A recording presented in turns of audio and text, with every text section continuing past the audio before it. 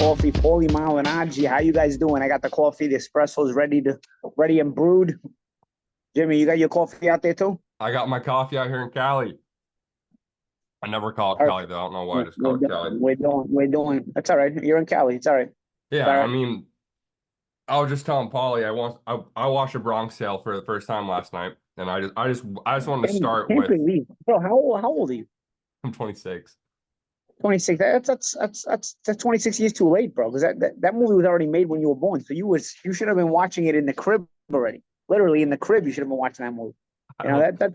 that's one of those keepers. You know, you got there's certain movies, all the Scorsese movies are a must. You know, especially those Scorsese gangster movies, like Raging Bullets is still a Scorsese gangster movie. You know, it's boxing. Goodfellas and Bronx Tale and Casino. So I've seen Actually, I all don't think I those. don't think I don't think Bronx Tale is Scorsese. Actually, no, I'm actually lying. Mm-mm. I don't think It's De Bronx Tale is Niro. It's Scorsese. De Niro. Yeah, De Niro himself actually And then directed, right? Chaz Yeah, Palminteri's wrote it. which is real. You know, Chaz. There was a post on Instagram where Chaz actually talked about the two guys, the couple of guys that the all these guys were based on his childhood. As a matter of fact, Chaz's real name is Calogero. You know, so it's loosely based on Chaz's childhood. Yeah. And there was an Instagram post I saw like maybe a year ago where he was talking about like the real life guys because the names have changed. The real life guys of who these guys were. And there's also a post that I saw the last couple of months about uh, the guy Mush. Mush was a real guy too. And then when he had to play the part, he had the guy Mush. It's the real guy, but he's older. Mush in real life was younger, Oh, he's the bad but he's gambler. such a character. Is he the bad gambler? Yeah, he introduced the real Mush to De Niro, and he's like he's older. And bro, De Niro's like, oh, we got to put him in the movie. This guy's wild. This guy's great. So the Mush is really Mush. he's the older version of Mush. You know? Anytime they have a Mush is bet, like that, but he he's just younger. walks in. They're like, God, the Yeah, horses racing, yeah. kryptonite. And Nah, it's funny. everybody in New York, we all had a friend. I had a friend of mine. He was so bad that my best friend would tell me not to tell him his bets because he didn't want him betting the same bets because he would jinx his bets. So, Superstitious Italians. so this movie came out in '93, I want to say, 93, yeah. Yeah, and 93. Yeah. and it starts in Yeah. 1962. How But does that? it's based on the 60s. Yeah, yeah, no, starts. Mhm. But how does '93 New York compare And to? also also one thing, it's filmed in Astoria, Queens. It's not filmed in the Bronx. Oh, Even though it's about the Bronx and it's a Bronx Tale, it's filmed in Astoria, Queens, which is more, you know, filmable. Let's say that way. You know, like today, the story is very very gentrified. You know, yeah. but yeah, When pretty when cool. did you first see it? I probably saw when it came out on tape. When it came out on VHS, so at that time it was VHS. You waited for it to come out on VHS. I didn't go to the movie theater to see. I didn't see Bronx Tale in the movies. So was that what was And so, but when it came to VHS, I probably saw it 93 ish, 94 ish. You know. how close was your New York to that New York? Were there pockets of your neighborhood felt like, then the end of the world was kind of It's the exactly like thing? that. It was exactly like that. Except we didn't have the games like the guys jumping on each other's back and stuff like that in the beginning. We had stickball, but we didn't jump on each other's backs. We had because by that point, by the time I was a kid, we had Nintendo. You know, so some of the time was taken up playing Nintendo too. But we had like stickball was a big part of town. Stickball and stoop ball. Stoop ball was a game where you threw the ball off the stoop and as far as it would go, it would count as a single, double, triple, home run. It would depend. You would whip it off. It would be like a blue ball. You would whip it off the stoop. Where the stoop is like basically your front Yeah. steps, and Yeah, you would try no, to get air on it, or you would try to get a bullet. And if it would get air on it, the other team would catch it. It's like a fly out, you know. But if yeah. they don't catch it, and it goes far enough. Each layer, each tier that it goes further, it's automatic. There's no bases. It's just automatic single, double, triple, home run. And a ground ball too. If it was a ground ball, if somebody fielded it, you're out. If a ground ball got through, because you could hit the stoop like on the corner, and it would shoot out like a ground ball. You Yeah. know. So anyway, we'd play all those games. Similar to in Bronx Tale or the same. Like stick ball, for example. Stick ball was a big part of the town. You know, you couldn't need if you didn't have a bat, you just unscrew the broomstick Hmm. from from your mom's broom, one of your mom's brooms. You just unscrew the broomstick and now you take the ball and you just have the stick, and then you have a tennis ball and you play that. or we'd use wiffle back to wiffle ball. That way we didn't lose the ball. Because sometimes with stick ball, you'd roof the ball, bro. You know what I mean? The ball would take off. You get that. It would be called roofing it. When it would end up on somebody's roof and it would be gone, you roofed it. So you didn't want to roof too many balls. So sometimes we play wiffle ball instead. Because if you roofed it, the game was over. You know. So part of me was to that was first, I was like, how have I not seen this movie? That's the FOMO I got. And the other FOMO I got was, I wish I grew up in this time, and I wish I grew up in New York as a kid from California. It's good and bad. Obviously, I love it. You know, I love it. I love my neighborhood. You know, but yeah, there's pros and cons about it. Obviously, there was a lot of race issues. And there's a lot of race issues on both sides. You know. So I think, you know, eventually you end up building character, and if you're mature enough, you kind of see through the lines. But, you know, when you're in the moment, they're very, very divided lines, you know, and neither side is allowed to go in each other's neighborhoods, as you noticed in the movie. Yeah. You know, whoever crosses the line, especially at a certain time. I remember as a kid, at a certain time, you really couldn't be out in the wrong neighborhood. You know, that was really important. That was literally life and death. You don't want to be in the wrong neighborhood at sundown. You know, you could be in your neighborhood at sundown, but you know, you want to be in the wrong neighborhood at sundown. Did the world feel like Brooklyn was it when you were that young? Bro, there's still people in my neighborhood that never left. You know, most of the neighborhood is gone, but there's still people that just know Brooklyn. You know what I mean? And they're just like essentially characters. Like Mush is, for example, like Mush. Like Mush is basically a guy who would be in New York the whole time. The Mush in Bronx Tale, you know, he's just gambling. His whole life revolves around, you know, the bar, the cafe, you know, the playing cards and throwing in bets, and that's it. You know, there's people that are like that. And you know, the only reason I was able to get out a little bit was, first of all, I started boxing, and number two, my mom got remarried, so I got moved to Jersey for a few years before coming back to Brooklyn. When I got kicked out of my mom's house, I went back to Brooklyn to my grandparents' house. So I saw a couple of different sides of things, which I think gave me an advantage, you know, in terms of understanding better. And then I started boxing, which obviously opens up your whole world to a whole new outlook, because you're meeting people from everywhere. You meet all kinds of people. It's pretty cool. In terms of the three great ones, do you believe that? And how does it relate to boxers?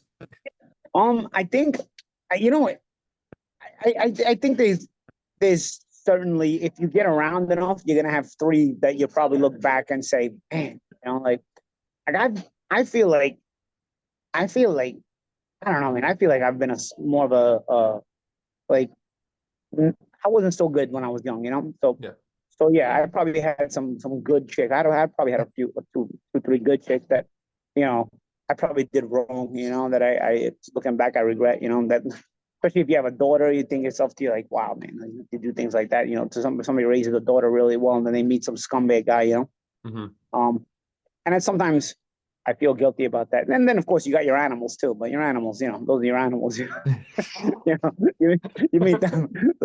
Those are part of the course, you know. Those are your Rolly Romeros and your and no, I'm talking about your animals, like your Jessicas from the Brona fight and things like that. Oh, I'm trying to just compare them to boxers. No. I'm talking about your good girls and your bad and your bad girls. But you know, you play that game, you know, it's like that. You know? Three great ones. I get it. I mean, I get it and I don't. Maybe I've had one great one so far in my life, how I've seen it. So that gave me some. You know what the problem is too? You know what the problem is too?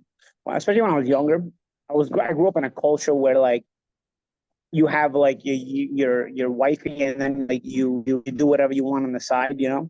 And it kind of influenced me that was like the way it's supposed to be as I grew up, you know. So I probably ended up doing some people wrong because of that. You know what I'm saying? You know, whatever, man. I mean, I'm sure a lot of guys can relate, but still, I'm the kind of person, like, when I get older now, I look back on it and I'm like, man, you know, like, you know, you really hurt certain people, you know, and it's like, whatever. I mean, I'm not making this into a soap opera story, but, you know, you look back on it when you're a little older. At least if you have any brains in your head, you look back on it and you're like, you know. And but again, if you go back in time, you had a lot of fun, right? I mean, so it's like, I guess it's part of the experience, but it's, you know, there's probably always things you wish you didn't do.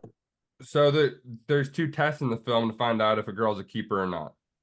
The first one, Yeah, the Mario test and the Sunny test. the Mario test and the Sunny test. Mario test and the Sunny test. Which one do you resonate with more, the Mario test or the Sunny test? You know, I think neither can really apply anymore. You know, Yeah. With the advance of technology, it's difficult to do either one. I mean, first of all, if you do the Mario test with a guy in a truck, he's probably going to pull out his cell phone and start recording you. You know, so that's no good. You know, and then if you do the Sunny test, you can't, because everything's power locks now. You know, everything's power brakes, power locks, power windows. So even the Sunny test is out. So both the Mario and the Sunny test are extinct, and probably wouldn't apply to my generation either, because by the time I was a teenager and driving and whatever, there was also power locks already. But in the 60s, you know, when the movie takes place, yes, the Mario and the Sunny test can be pretty applicable, you know? Mario's a psycho. Even though the Mario test, Mario's probably like, you know, one of those kids, like when you look back on it, like probably didn't get laid at that time, but he was talking like he did, you know, like it was really that kind of test, like really is unrealistic, you know. Like, if she does that, you get rid of, she's a whore, you get rid of her, you know, like, you know. But you got those guys on variable cast of characters too, right? Was your friend we group? had all characters like that. Yeah, like was it like I was looking at that. that friend group and I was like, damn, I went through some shit, dog. Like, my And mind you, about Bronx Tale too. About Bronx Tale too. I personally know both slicks, like the young slick and the older slick. I personally know both of them. As a matter of fact, the older slick, actually, I've done movies of both. I've done like smaller movies of both. But the older slick, I did like a major part in a B movie. Like, I had a main role and he was my co-star. Was that it was called Omerta. Omerta, yeah. Omerta. That's the older slick. That's Slick, but when he's older. Because remember, two different actors. There's young slick when they're kids, and then there's older slick. Yeah. The older slick when they're teenagers, I was in Omerta with him. He was my co-star in Omerta. Oh, okay. And then the young slick, that's Joe. That's Joe. I forgot what his last name is. His name's Joe. I still forgot what his last name is, but I had that part with him. He's funny guy, fun guy. And then there's the young slick. The young slick is Patrick Borriello, and Patrick Borriello plays young slick. He did some other acting gigs too. I think he was in Die Hard with a Vengeance in New York, where he tells Bruce Willis to go fuck himself when Bruce Willis wants to borrow a bike or something like that. A bicycle in Die Hard with a Vengeance. He's like a teenager in that movie, but he did a couple other roles. But Patrick Borriello's father is Bobby Borriello, and if anybody knows their gangster history, Bobby Borriello was John Gotti's driver. So, and he got killed after, and they killed him after John Gotti got arrested. You know, so that was Patrick's history. So Patrick got into that movie and got into acting. So now Patrick's about my age, you know. But yeah, so that's I know both of them personally. They're both still in New York, actually. Patrick and Joe. But it's funny because they always joke with each other that Patrick always jokes saying that he played young Slick and Slick played the older Slick, but now your older Slick looks younger than Patrick. Because older Slick still kept that baby face look, you know? I gotta say, I went into this movie with no context of. You know what? I did a part with Lilo too in a B movie. It's actually posted on my Instagram. You go down. That was my next. That's what I wanted to go to. Lilo is an excellent actor, bro. Lilo out of all the guys I've acted with. Right, it was such a simple scene, but the little subtleties he gives in the little acting I've done, I felt like the dynamic with Lilo, like even the subtleties that you can bounce so much off him, even in a scene that looks so simple. I found him to be an amazing actor. You know, I found him real.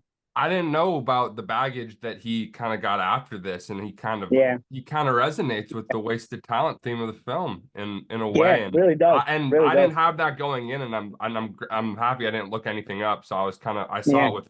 My only context was you saying, you gotta see Bronx Tale, you gotta see Bronx Tale. You know what it is? Because now it's like everything on Google, you can find everything out right away. But at that time, you know, and also at that time, because he's a little older than me, I remember hearing like things like, you know, he'd be out at the nightclubs and they see him and he was very, very arrogant, drugs, and you know, sometimes the fame just hits you so fast, you know.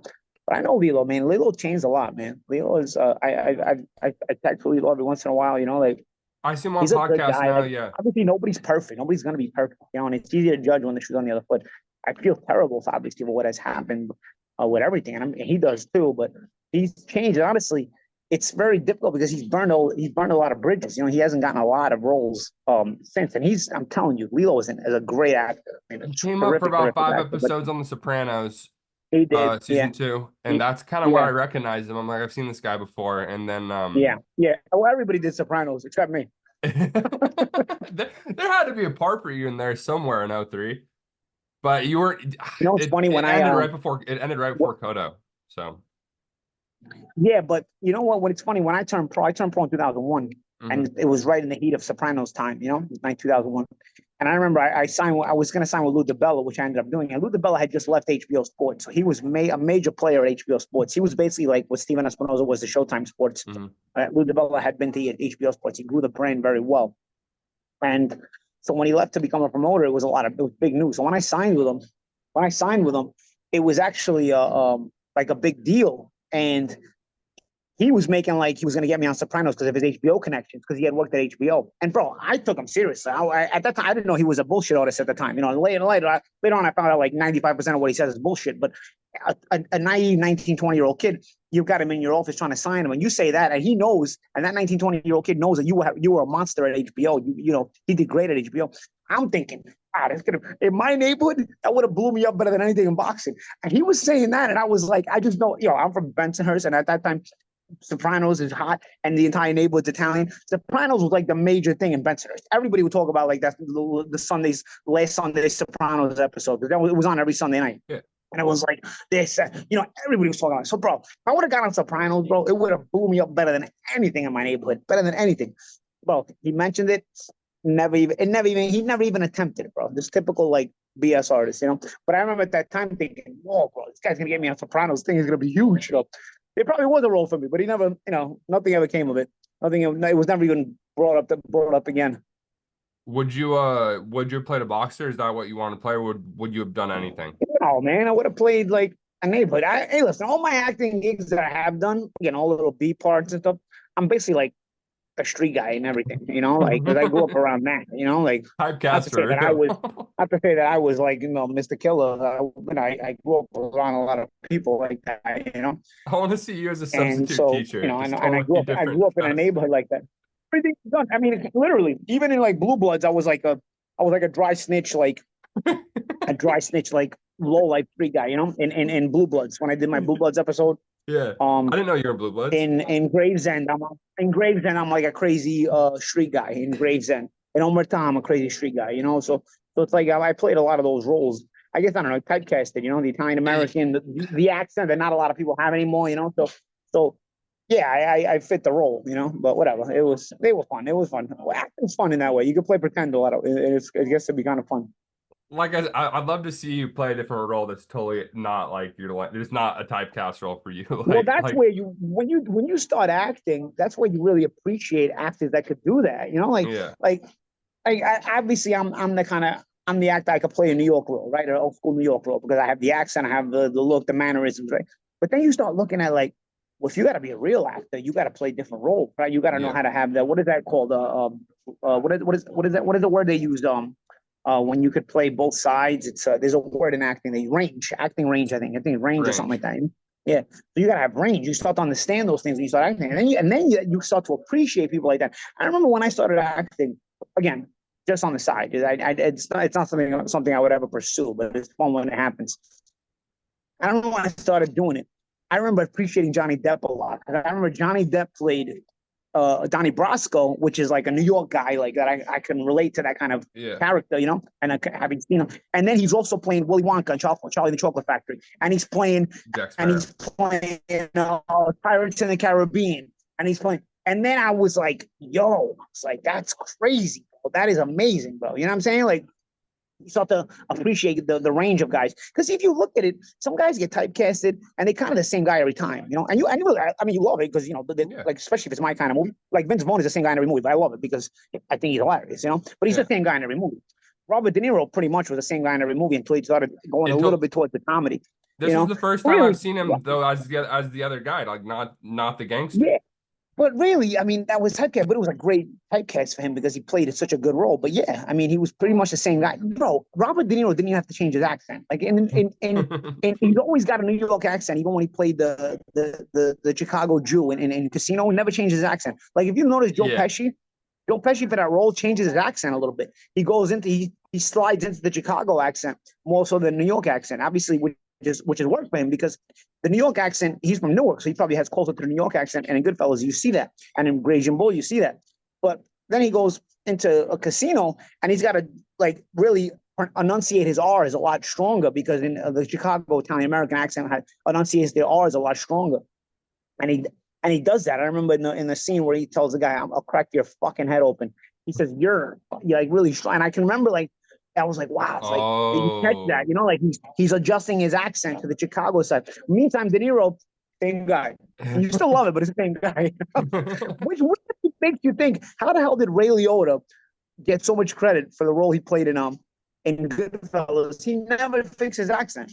Ray Liotta plays like a normal English American accent in Goodfellas, and the movie still kills it. Like he still killed it somehow. It's unbelievable. Because if you looked at the real Henry Hill, I've heard interviews, he talks like me. The real Henry Hill talks like a straight up New York accent, you know. So Henry Hill doesn't have a New York accent in Goodfellas, and yet the movie's still amazing, bro. It's not easy to do.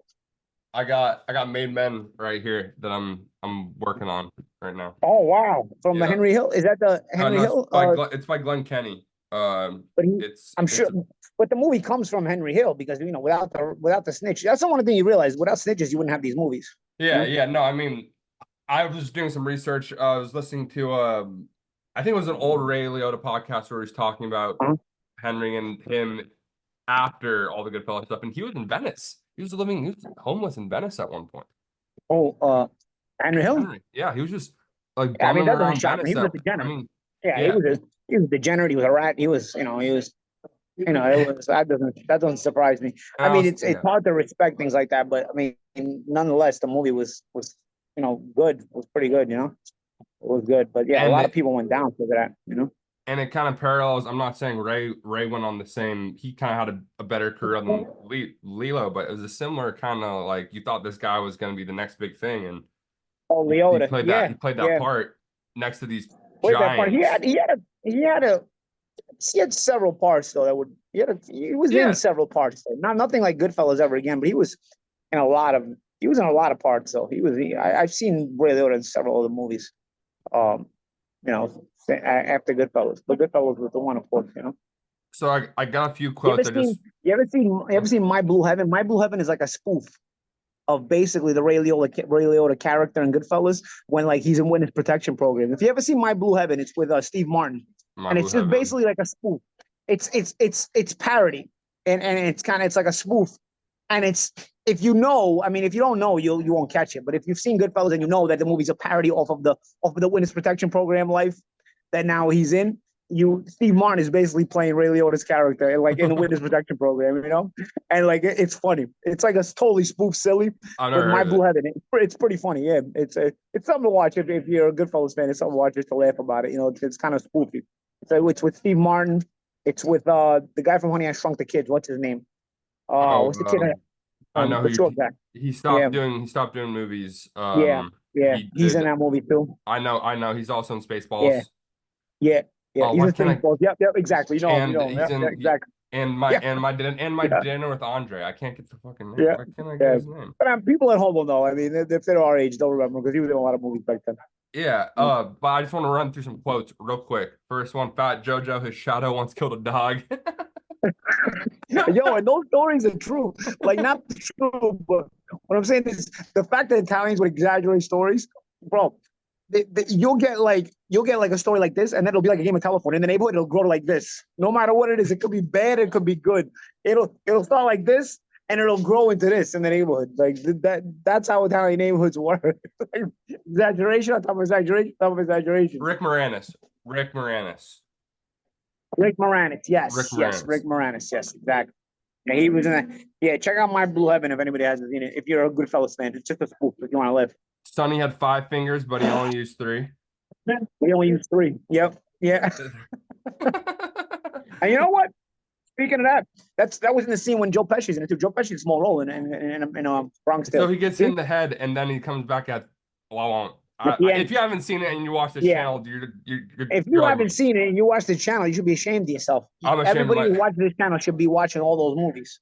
Should be very familiar with all those movies because I randomly quote them at any given job.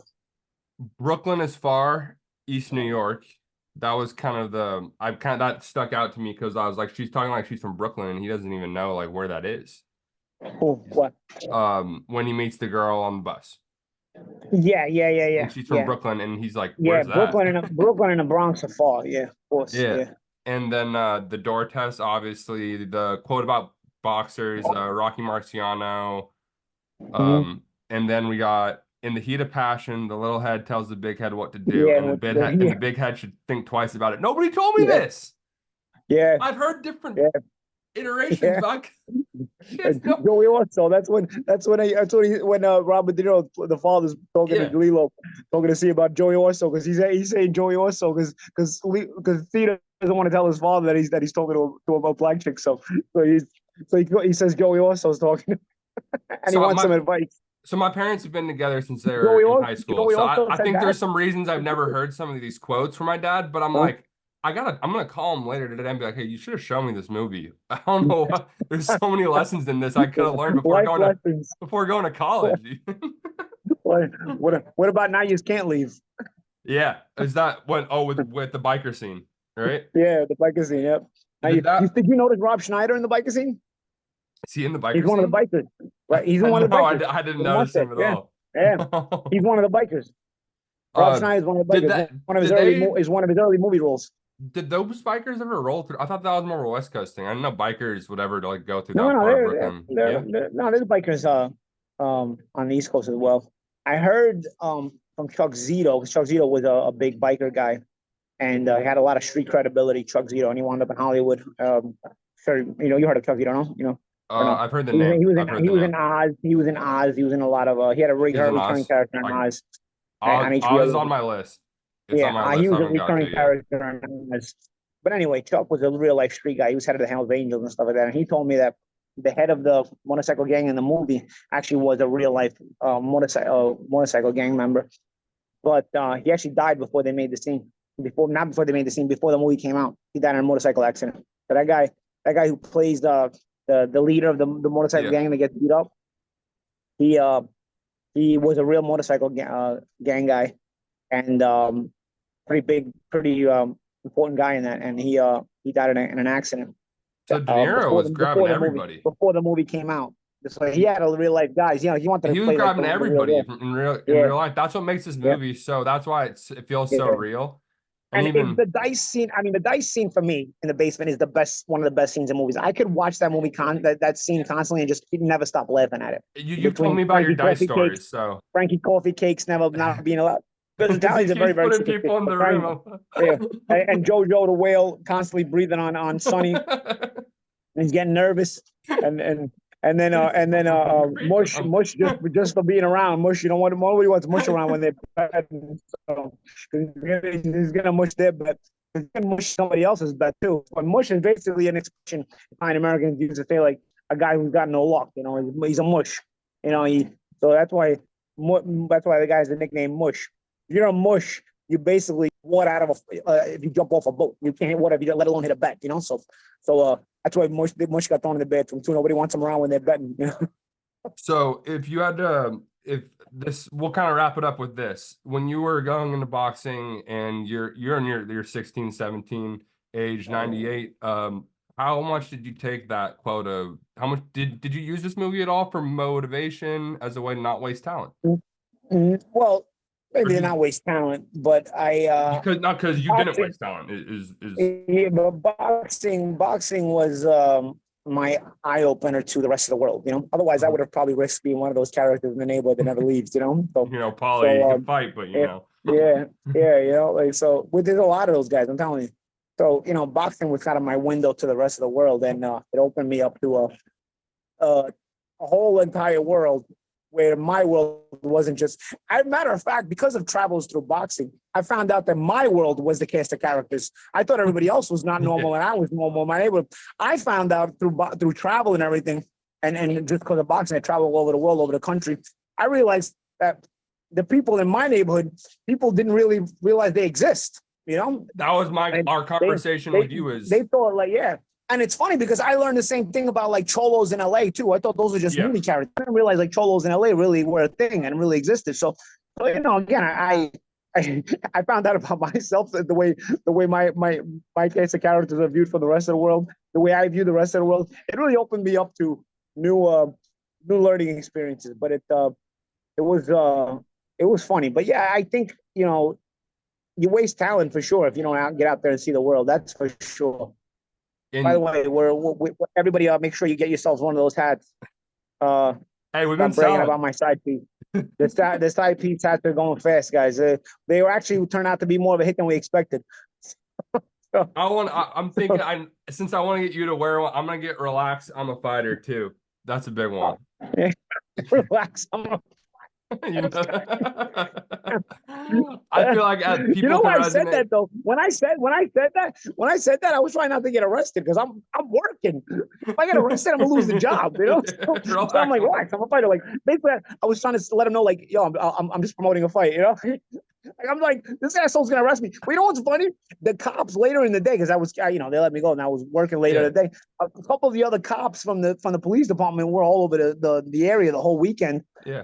And a couple of cops pulled me to the side inside the MGM Grand. They were like, "Oh, that idiot." He goes, "He's one of those new guys." He goes, "He's one of those guys. He's still new, so he's trying to take everything so seriously." Like that guy became the butt of the police department jokes. But yet that guy laughs at all of them now because he's seen all the memes now.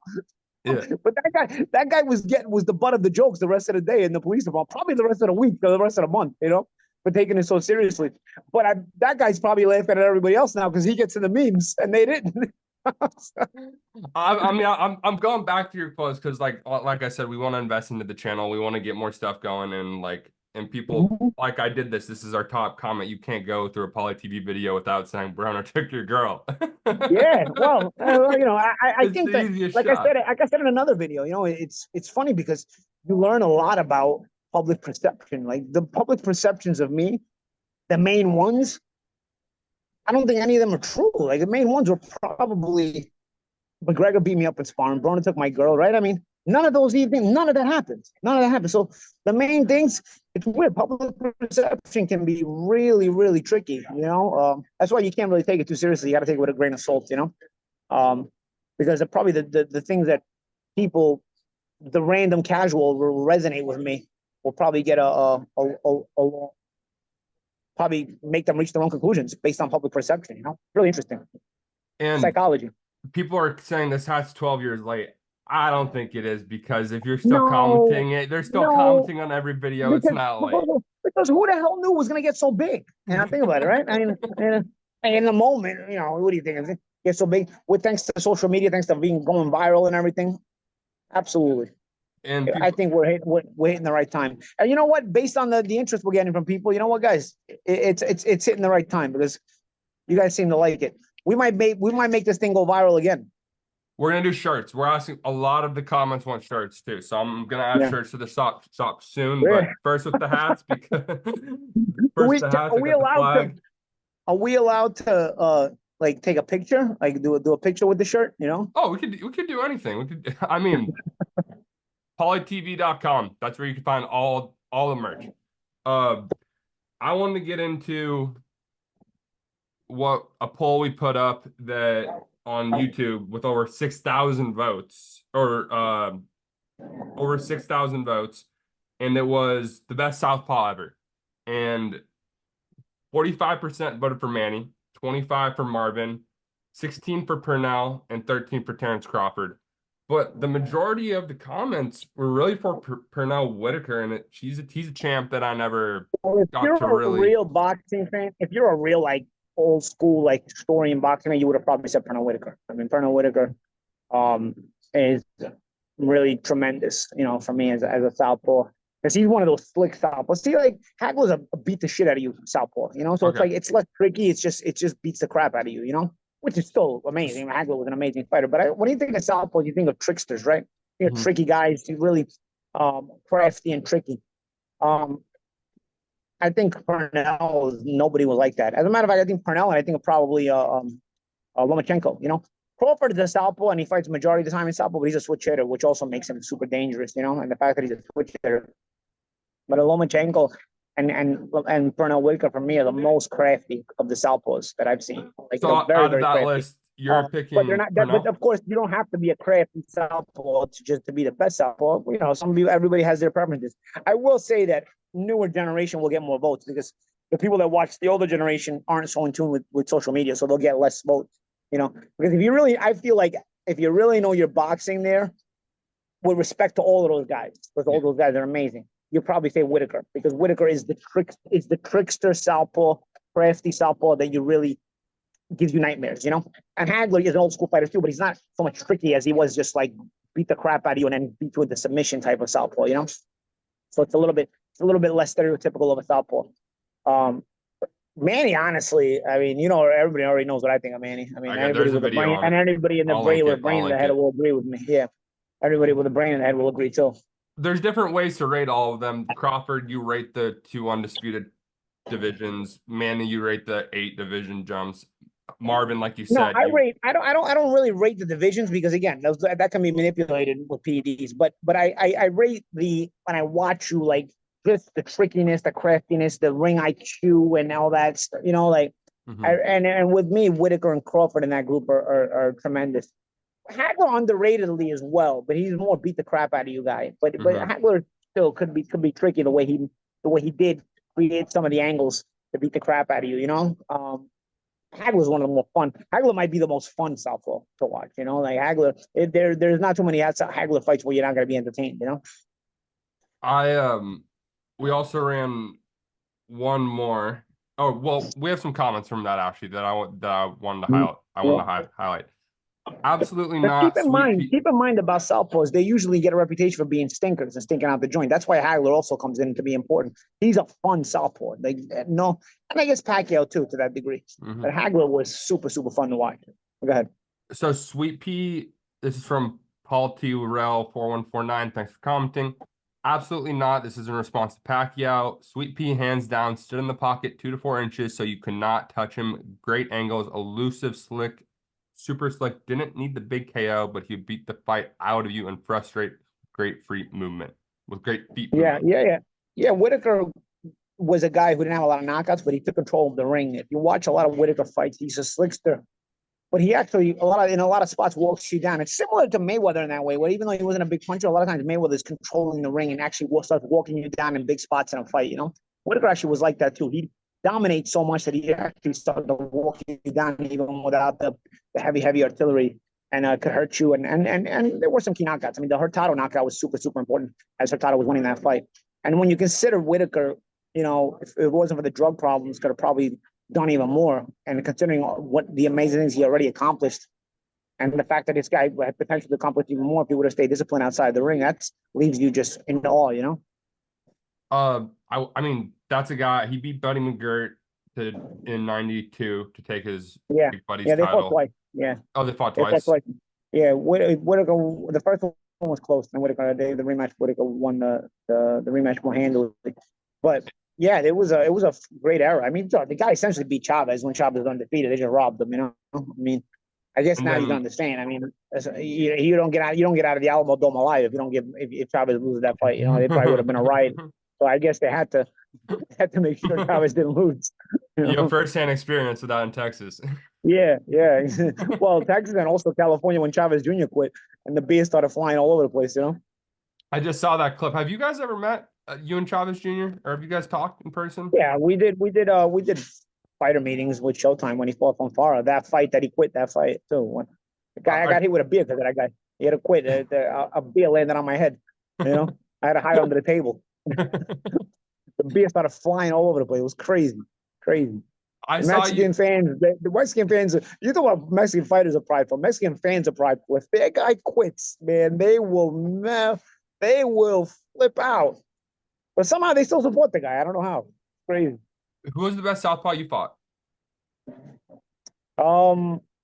Bro, I never lost to a southpaw in my life until they robbed me in a low fight, bro. I never lost to a southpaw. Amateur pro, I never got beat by a southpaw. Of course, there were probably southpaws that would have beaten me. I fought them, but honestly, I was very adept at fighting southpaws. I just did my angles and stuff like that. I actually kind of like to fight them actually. But yeah, Lobov, I broke my hand. I had to fight him one-handed, but I still felt they had to rob me. I mean, even Lobov, I essentially beat him one-handed. But I can't say like there's a best southpaw that I fought because I don't think any of them gave me a lot of trouble, you know. But obviously Zab is the one with the most accolades as a southpaw, you know. I didn't know Zab was Southpaw.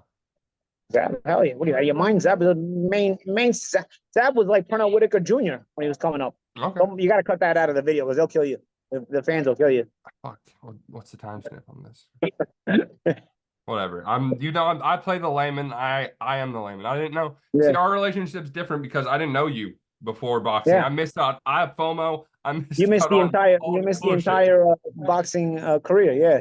No, which is I think works good for us because it doesn't. I don't have that sense of. Well, you're born right. You're born early '98, right? You're born right as I'm starting my amateur career. My first amateur fight in March '98. So you're born right when it's all starting for me.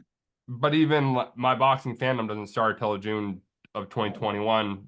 We meet in extraordinary circumstances, and that's where I get exposed to. You're the first Italian I met, really. Really? Wow. But now you're watching Bronx Tale. Look at this. You went from me to watching Bronx Tale. No wonder you never watched Bronx Tale before. You weren't familiar with the characters. If I was, I feel like I would have at least the but whole you've thing. Seen since I'm sure you've seen Raging Bull. I've seen Raging Bull since well, we've seen we had a conversation. You hate the fight scenes in Raging Bull. I actually like them.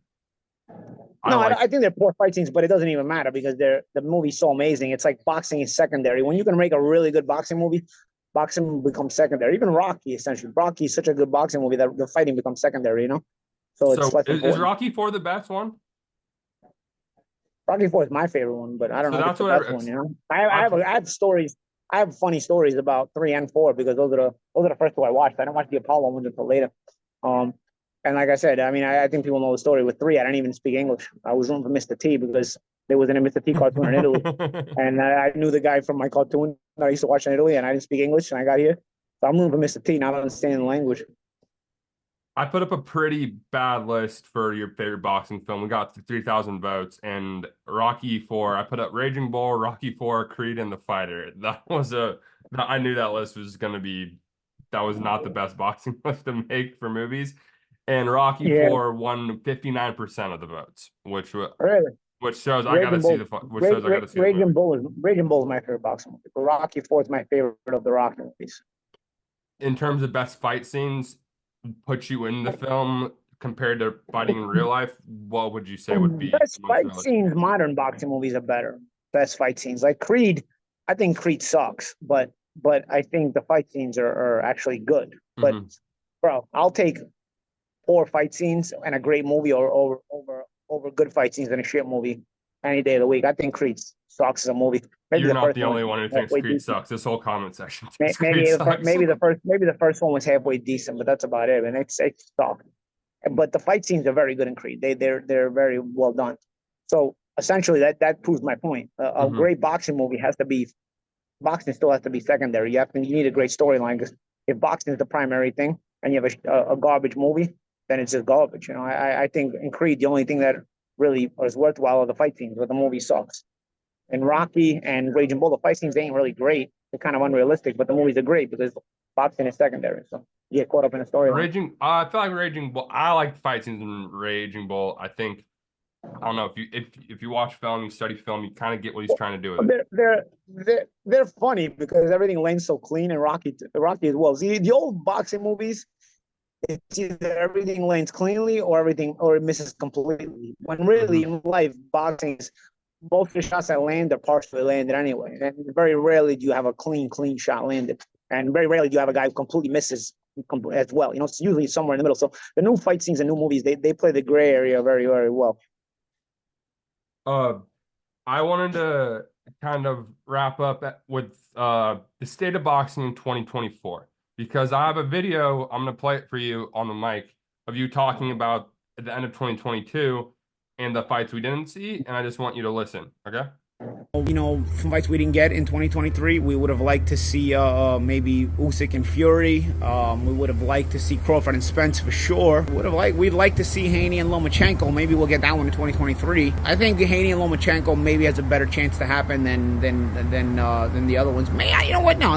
I say Fury and Usyk also has a pretty good chance to happen. I'm starting to lose faith in Spence and Crawford making the fight. I'm almost like not even thinking about that fight anymore, because if you think about it, you start to set expectations, and if you start to set expectations, you end up getting disappointed, So pretty hopeless that none of these fights would happen besides Usyk and Fury, and yeah, we end up seeing all those fights happen over the next 2 years. And I was listening to a podcast with Bill Simmons. I don't know your opinion about Bill Simmons, but he's one of the main podcasters that still kind of talks about boxing, and he was saying the Saudi money has kind of changed these guys fighting, because he's just Turkey Alashik's just giving these guys money and they're fighting now. Yeah, well, Turkey Alashik's good because in terms of making fights, because the fights get made, but just because they get made doesn't mean they got made at the right time. So like Spence and Crawford ended up happening, but it didn't happen at the right time. So essentially you don't have the same kind of fight you were supposed to have. Even Lomachenko and Haney, they basically smoked out Lomachenko, let him get a little older so they could compete. It's basically what Canelo did to Golovkin for the third fight as well. Just because a fight happens, the fight happening is not what's important. The fight happening at the right time is important. That's the problem with boxing. Either it doesn't happen or it doesn't happen at the right time.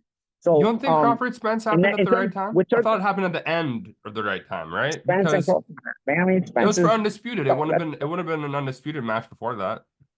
Yeah, but it would have been more in their primes, though. I don't know. You have Spence. You don't even know Spence is anything left still. I don't think Spence is what Spence is left. Yeah. So it wasn't at the right time in that regard. You wanted to see when they were both, at their best years. That's one positive thing about Turkey Alashik. While there is criticism where the cards are too long and they're all pay-per-view, which is tough because people can't afford pay-per-views the same way anymore. And there's constant pay-per-views in boxing. So you're not going to grow the new brand. You're not going to grow the new generation. You're just going to do only pay-per-views, So that's the negative. But the positive is Sergey Alashik's making great fights, and he's making them at the right time. We're not having to wait for them. He's making them happen when they're supposed to happen. And so that is one of the positives about the guy. He's creating fights and making fights that we don't have to wait for, or otherwise might not even happen. And he's making them an event. Like you were, I'm grateful that you were able to get me some tickets to the Crawford Madrimal fight. And Eminem played before. I've never seen Eminem in my life. I got to see Lose Yourself live. Fireworks going off. That stadium was packed. I guess it was cool for you. For us on the East Coast, though, bro, that stuff was on at 1 o'clock in the morning. We're waiting for the fight to happen. But I'm like, I do think, there's a little bit too much histrionics. I think in boxing, you don't really need all the frills. People just want the fights. Yeah, I got to a point where I think there's an argument.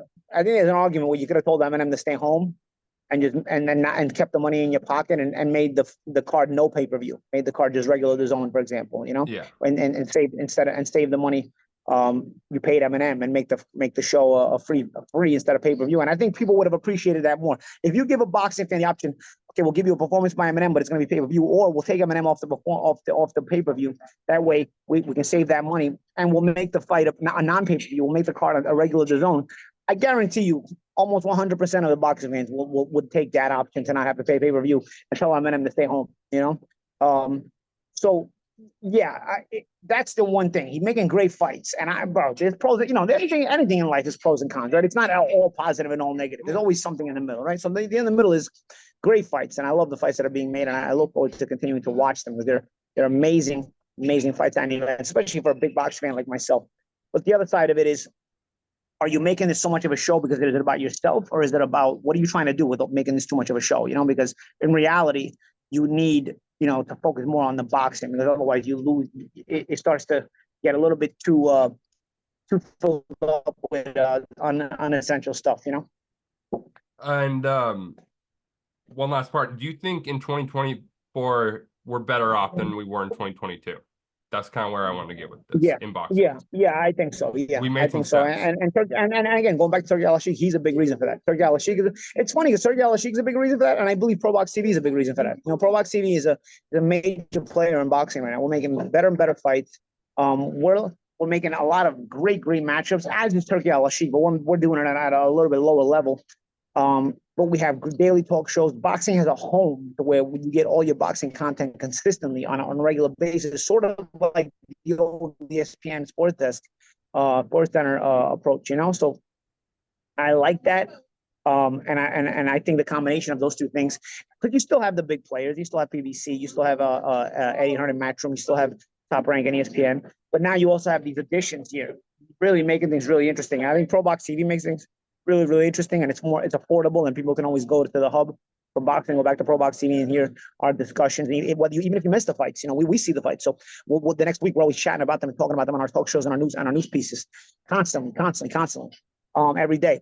And then Turkey Alashik making these cards, you know, yeah, the cons are they're all pay-per-view, but the pros are you're getting a lot of good fights. You know, you're getting a lot of great fights, and you get them at the right time. Remember, fights don't have to happen in boxing; they have to happen at the right time. If they're happening at the wrong time, it's not the same thing. You know, so you want the timing of these fights to be at the proper time, and boxing fans understand that. The casual may understand that. So you wait and you make it later on, so you get more casuals to buy it because the interest builds.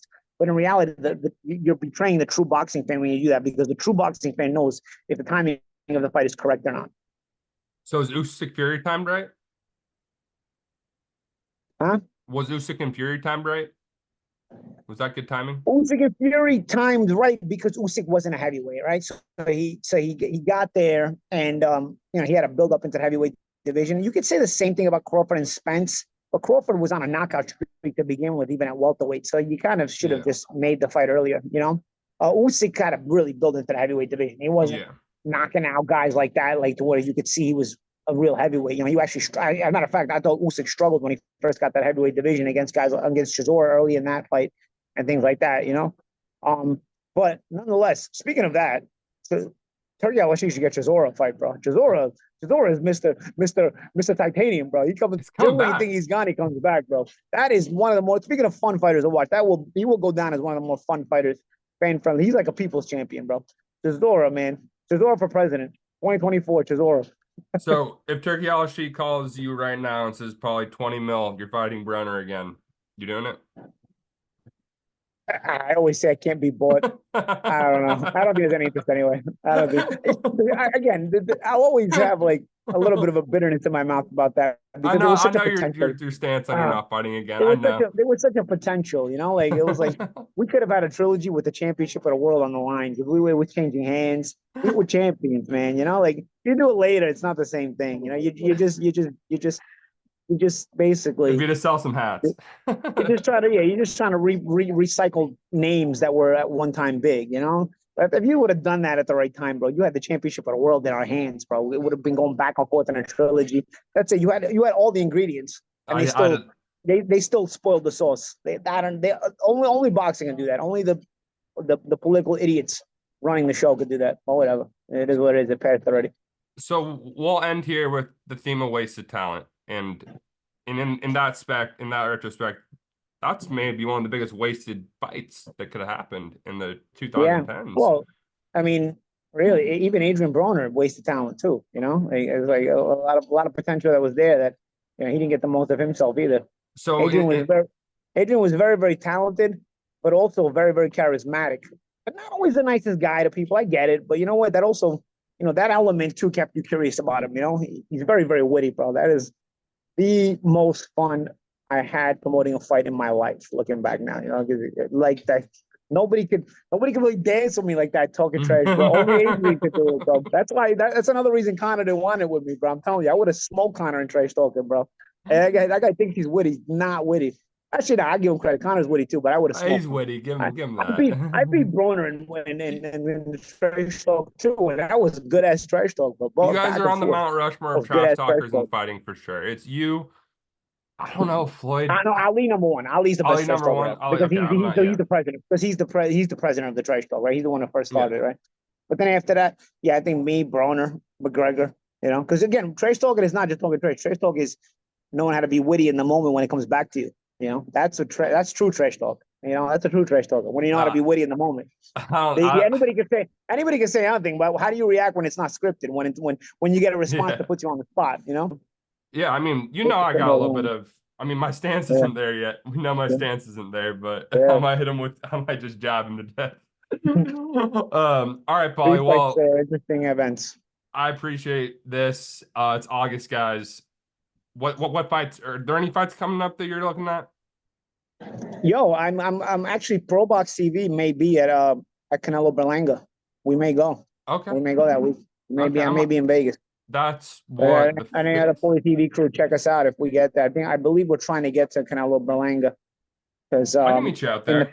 in the past, Gary ProBox, the owner of ProBox, he's had a piece of Berlanga in the past, so he still has some association with him. He doesn't have Berlanga anymore, but he has some association with him. So I think we may go there for that fight. And tentatively, they are talking about Zoo and Lubin at the end of the year. Erickson, Lubin, and Zoo. If Zoo beats Murtataliev in October, obviously this is double layer because first Zoo has to fight Murtataliev and come out of it unscathed in order to be able to fight in December. But if that happens, my boss at ProBox TV also used to have Lubin, so he's close with Lubin as well. He used to do business with Lubin back at in Iron Mike Tyson promotion days. So he's still friendly with Lubin. So we may also go to that fight as well. But that's obviously, later on if that even happens. And that's I think that one might be in LA actually, through Lubin, if that happens. And I guess we got Floyd this weekend in Mexico. Versus Gotti. Yeah, we got Floyd and John Gotti. Yeah, you gonna be watching that? The thing about that fight is the crowd fights are probably gonna be better, honestly. Like I know Floyd, and he's got a good amount of goons that they can hold their own, and I know the Gottis too, and they have their goons too. And as we already found out in the first fight, the goons will throw down. So for me personally, I don't know if this is one of those things where you do it in Mexico just to control the goon situation, where maybe the goons can't get out of the country because they typically have arrest records, so they can't get into other countries. So maybe you make it a goon-free fight. Who knows? But I don't know. Other than that, I mean, I can't really understand why it's in Mexico. I think it's really to make sure the goons can't go. Because honestly, a lot of times the goons can't get into other countries. He's. If you do that in the U.S., you're gonna have a lot of goons. Yeah, and I guess that's the reasoning why it's in Mexico City. I'm still confused. It's because there's not a Mexican. There must be Mexican fighters on the undercard. It must be full of Mexican. Yeah, of course you're gonna stack your local guys. That's always the case in any promotion. But I don't know if the fans at home know why it would be in Mexico, and maybe they have a better idea than me. Let me know. But yeah, I mean, it's interesting TV. I'll probably check it out and see what's going on. It might be fun. It's just fun to watch Floyd, and even if he's boring. Like I said, I know both sides, so it's who's your pick? I mean, Floyd, Gotti's out of his league a little bit. He's still too flat-footed. I saw in the first fight, he couldn't, pick up. His feet are a little too slow. But again, I mean, Floyd is also so small that I don't know if he's really affecting Gotti. Like nobody, I don't think anybody's gonna get hurt, to put it that way. You know what I mean? Like I think it's gonna be like they'll both make some money. And hopefully there's no riots in there this time. And like I said, that's essentially probably the goons can't get into Mexico anyway. So they'll probably be stopped at the border. And maybe there'll be a goon-free fight and they'll get it on. That'll work. I just want to thank you, Paulie, for taking time out of your morning. Oh, it's afternoon in Are you in Bensonhurst right now? Yeah, I'm on the East Coast. Yep, Northeast. Cool. So you might be in Vegas. Next ProBox fight? Next ProBox fight is September 11th. That week, September 11th. And then what we're supposed to do tentatively is we're going to do the ProBox fights in Florida. Lester Martinez, a solid prospect, is fighting Joshawn James, who was undefeated versus undefeated in that fight. Solid main event. We have on ProBox TV. Check it out September 11th. For anybody who doesn't know, if you don't know now, you know. We got some good fights at ProBox TV. And then we'd fly out the next morning to Vegas. That's tentatively what we're looking to do. We'll see if that happens, but that, because the fight of Canelo and Berlanga is on the 15th. So we'll see how it goes. Get your merch at polytv.com. We're going to be adding some shirts soon. They're going fast. We're going to have to hit some shirts. People are debating the shirts. Who knew this could be a business? Who knew? Me, Paulie. I see the comments. I'm just going like you guys. If you comment it, I might put it on a shirt. We need a shirt like this. Just this. Who knew? Who knew? I'll go back and I'll get a list of your 10 most quoted quotes, and I'll send you a list and we'll go from there. How about that? All right, Paul. Sounds good, Jimmy. Appreciate it. Thanks for tuning in to Paulie TV. See you later.